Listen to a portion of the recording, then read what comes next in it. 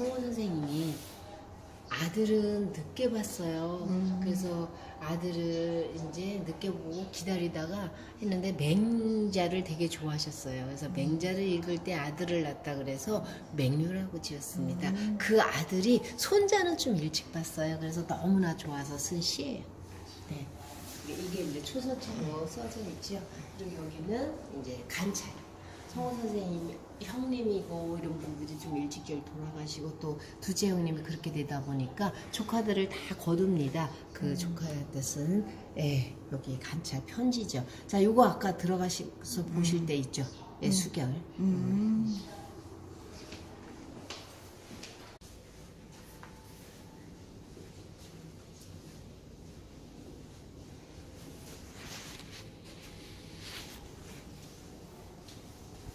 자, 요거는 성우 선생님의 셋째 형님이 직접 연주했던 검은고입니다.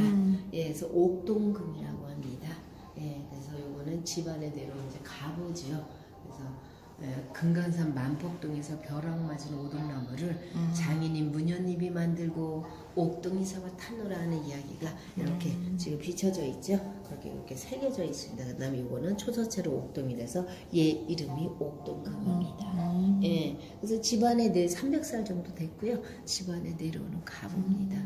그래서 지금도 이렇게 워낙 보존이 잘 돼 있어서 소리가 잘 날 정도로. 현재도 지금 네. 사용을 하나요? 네, 사용 지금은 뭐 거의 이게 지금 문화재급이니까 사용을 안 하죠. 근데도 소리가 지금 잘 날 정도로 보존을 잘 후손들이 하고 계셔서 저희한테 이제 기탁을 해주셔서 이렇게 볼 수 있어요.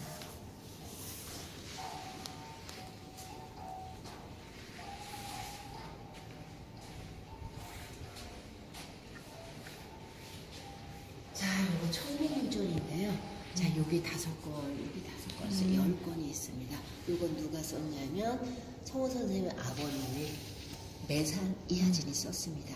이 국보예요. 네, 보물로 지정이 되어 있고요. 요 청금물전은요. 뜻은 뭐냐면 청금을 줘도 이 책의 진가를 모르는 사람에게는 이 책을 전하지 말란 뜻입니다. 그리고 이 여주이씨 집안에 내려오는 가훈입니다. 자식에게 청금을 물려주지 말고 학문과 덕식과 올바르게 살아가는 방법을 물려주라는 뜻에서 이 청금을자 4자를 남기셨는데요. 요거 쓰시고 가서 평안도 운선에서 아버님이 55세로 돌아가셨어요. 예, 그래서 요거는 세계에서 하나밖에 여기 있는 10권의 책이기 때문에 보물로 지정이 됐고요. 요 매산 이하진 같은 경우는 어떤 분이냐면요. 지금에 말하면 대통령 비서실장, 감사원장, 검찰총장 그 정도의 그 다음에 숙종이 세자였을 때 숙종을 가르쳤던 사람입니다. 굉장히 뭐 성호 선생님은 관직을 안 했지만 아버님은 뭐 대단한 관직을 하셨던 분입니다. 근데 이제 결국은 당쟁으로 인해서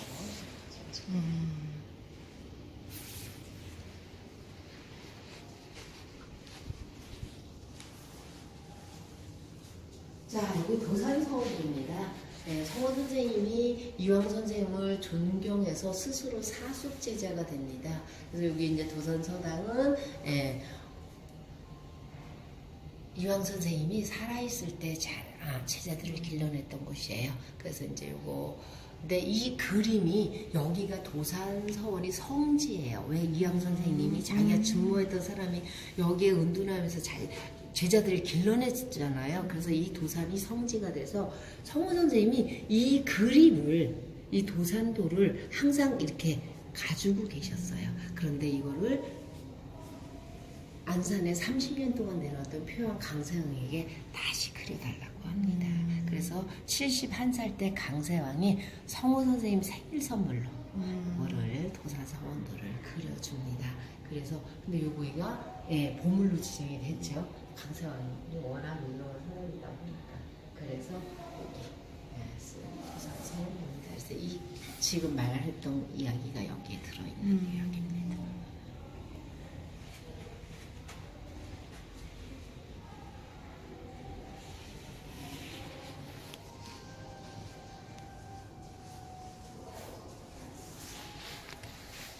자, 이건 고려만국 전도인데요. 이탈리아 선교사님 마테오 리치가 그렸습니다. 마테오 리치가 이렇게 다 서양을 돌아서 여기 세상에 예, 그 시절에 중국에 도착을 했는데 워낙 천문, 지리, 역사 이쪽에 능통한 사람이라 이 중국에서 직서 대접을 받았어요.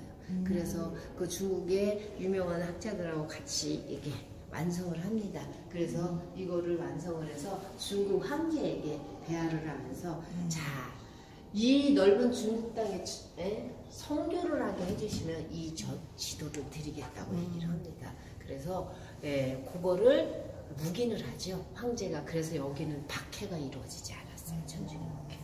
근데 나중에 이제 천주교 박해가 조금씩은 이루어졌지만 근데 우리나라하고 일본은 어마어마한 박해가 이루어졌죠. 그래서 이거가 바로 고위험한 거죠.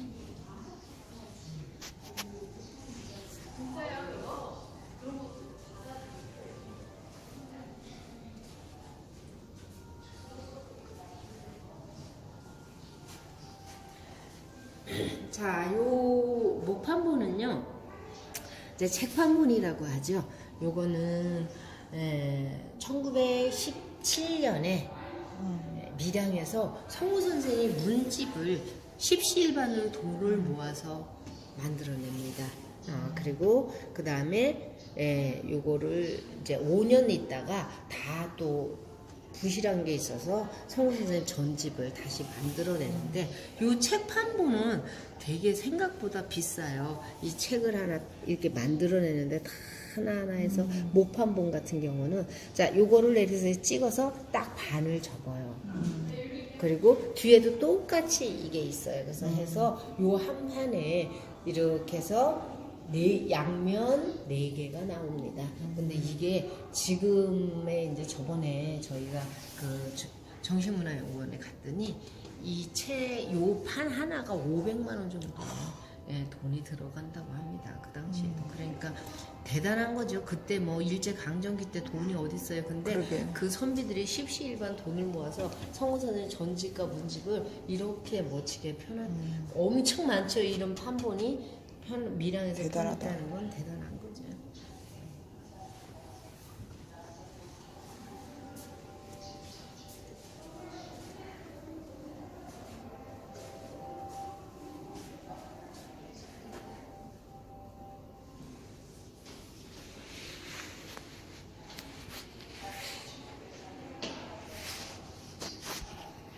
지금의 말은 사인이에요.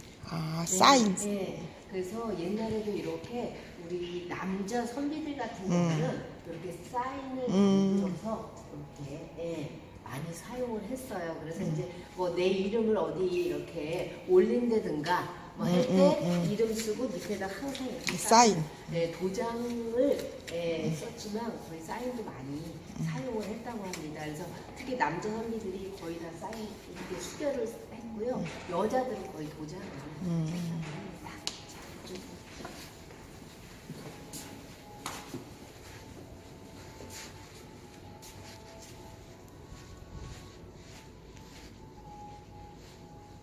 하세요. 네. 저 찍으신 거예요? 아니 없어요.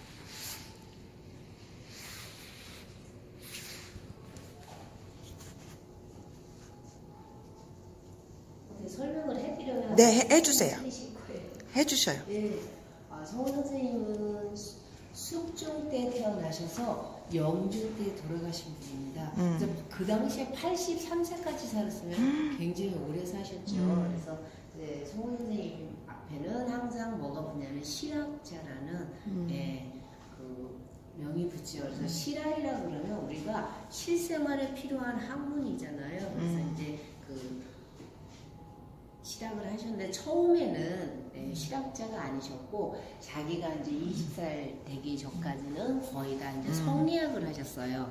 그래서 이제 그 성리학 저는 찍지 마십시오. 네. 성리학을 하셨는데 그 이제 나중에 형님 이제 아버님께서 평안도 운산으로 귀향을 가셔가지고 그 귀향지에서 막내 아드님으로 나십니다. 그래서 막내 아드님으로 이제 나셔서 근데 애석하게도 아버님이 귀향지에서 한 살 때 돌아가셔요.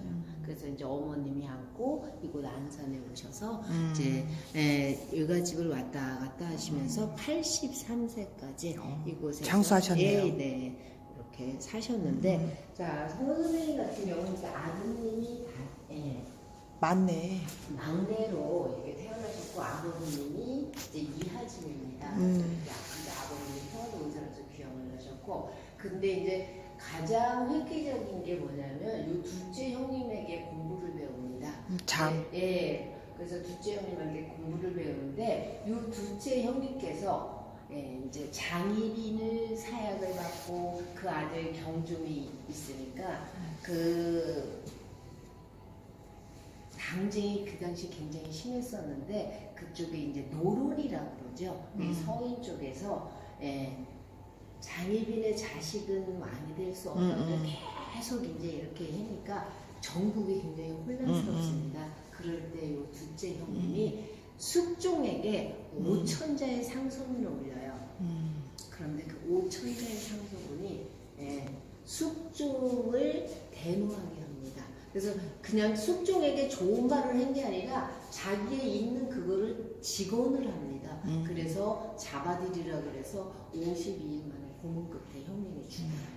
그러다 보니까 아버님도 그렇게 돌아가셨지 이제 형님이 그렇게 되니까 성호 선생님이 과거도 아무것도 볼 수 없는 이제 처지에 놓이게 되자 그래 내가 아무것도 할 수 없으니까 지금부터는 나만의 학문을 해야 되겠다 해서 하신 것이 바로 실학입니다.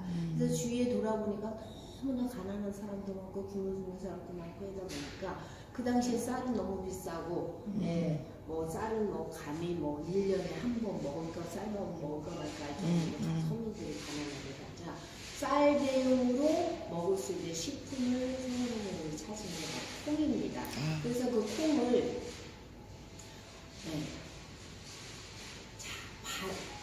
농토가 있는 사람들은 밭에다가 콩을 심지만 그것도 없는 정말 가난한 사람들은 어떻게 뭐 굶어 죽을 수밖에 없잖아요. 그러니까 성호 선생님이 자, 나는 내가 땅이 있어서 밭에도 심지만 노드렁, 밭드렁, 산기슭, 울타리 못 쓰는 땅에도 한번 콩을 심어보자 해서 그걸로 수확을 합니다.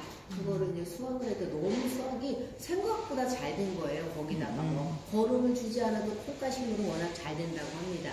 그래서 그거를 이제 걷어들여서 자, 사람들에게 서민들 보고 자, 많이 콩을 많이 드세요 그러면 안 먹어요. 그래서 그쵸. 직접적으로 요새 말로 요리사가 돼요. 그 요리사가 돼가지고 그거를 이제 서민들이 쉽게 만들어 먹을 수 있는 거를 선택해서 콩죽을 만듭니다. 그래서 아침에 이제 콩을 담가놨다가 저녁에 오면 불잖아요. 그거를 맷돌에 가서 콩죽을 써먹고 그게 모자르면 나물도 거기다 좀 데쳐서 넣고 뭐 수제비도 떠놓고 보리도 삶아놓고 이렇게 하니까 한 끼 식사 대용이 됩니다. 야 이거 괜찮다. 그 다음에 두 번째로 만드신 게 자 우리나라는 추운 겨울이 있으니까 추운 겨울에는 나물이 없잖아요. 그래서 정말 싱싱한 나물을 먹을 수 없을까 그래서 만든 게 콩나물입니다. 그래서 콩나물을 만드시고 그 다음에 세 번째로 만든 게 된장. 그래서 그 콩죽 콩나물 된장을 만드셔가지고 혼자 먹지 않고 주위 사람들, 동네 사람들, 제자들, 친척들 다 모이세요 해서 콩잔치를 엽니다. 그게 바로 삼두예요. 콩으로 세 가지 음식을 만들어서 많은 사람과의 회합을 가졌다. 그래서 삼대인데 그 삼대가 바로 많은 사람들에게 생활에 도움을 줬잖아요. 그래서 생활에 도움을 주는 학문이 바로 실학인데 그래서 성호 선생님은 실학자 성호이라고 칭합니다. 그래서. 그리고 성호 선생님이 이제 이 선생님이 많은 이제 제자들을 길러냈지만 특히 이 정약용 많은 분들이 알고 계시죠. 이 정약용은 조선의 수제라고도 할 정도로 똑똑하고 정조가 아주 그 똑똑한 정약용을 잘 써먹었던 분이 바로 이제 정조대왕인데 이 정약용이 16살 때 성호 선생님이 남긴 100여 편의 책을 읽으면서 이렇게 얘기합니다. 근데 이 선생님하고 정약용은 한 번도 만나거나 가르침을 받은 적이 없어요. 정약용이 2살 때 이 선생님 돌아가셨거든요. 근데 16살 때 성훈 선생님 남긴 100여 편의 책을 보면서 이 학문이야말로 내가 따라야 되고 후세에 꼭 전해야 될 학문이라고 얘기하면서 성훈 선생님을 100세사라고 떠받듭니다. 100년에 한 번 나올까 말까 스승으로 떠받들면서 스스로 사숙 제자가 됩니다. 그래서 성훈 선생님 강학회나 성훈 선생님 뭘 할 때마다 다 정약용이가 관여를 하면서 또 자기가 22살 때 진사시 합격을 하고 여기 안산에 나주정신 묘역이 있어요. 거기에 참배하고 성훈 선생님 옛집에 살았던 옛집을 찾아와서 또 멋진 시도 남기십니다. 참으로 위대하시도다. 참으로 위대하시도다. 은호는 지극히 바르고 법도는 지극히 엄격하며 길은 지극히 가깝고 경지는 지극히 깊으니 어리석은 사람이라도 따라 행할 수 있으나 후배들과 학문이 얕은 사람들은 그 경지를 엿볼 수 없네. 근래 나이 많은 사람이나 덕을 갖춘 사람들은 모두 귀하고 사모하여 일대의 스승으로 떠받들지 않은 사람 없으니 참으로 위대하시도다. 참으로 위대하시도다. 이 시를 여의담정서에 남깁니다. 그리고 성우 선생님을 돌아가실 때까지 성우 선생님을 스승으로 팬 게 바로 정약용입니다. 자, 요거는 3대의 밥상을 이렇게 놨습니다. 꽁으로 만든 3대의 밥상.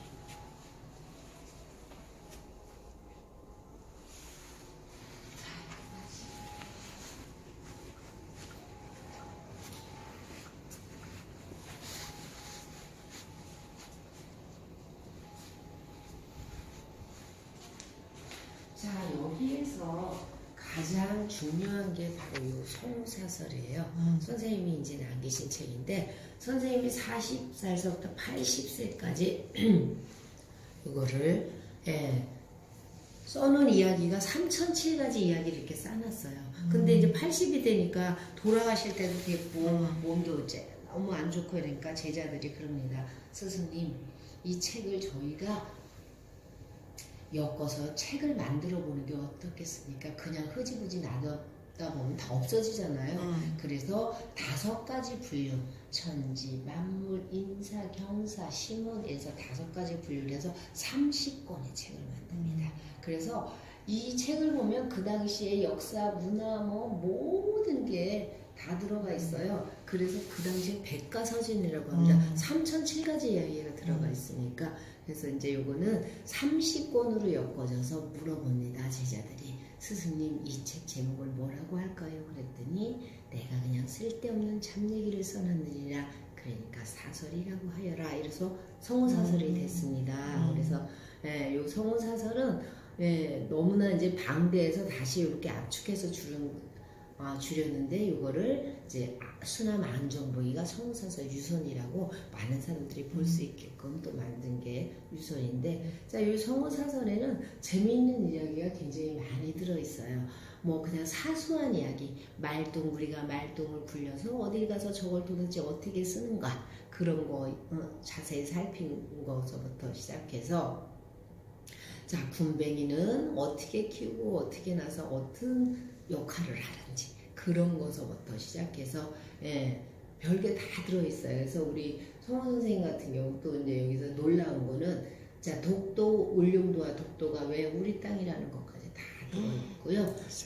그 다음에 그 당시에 담배는 왜 피우지 말아야 되는 거.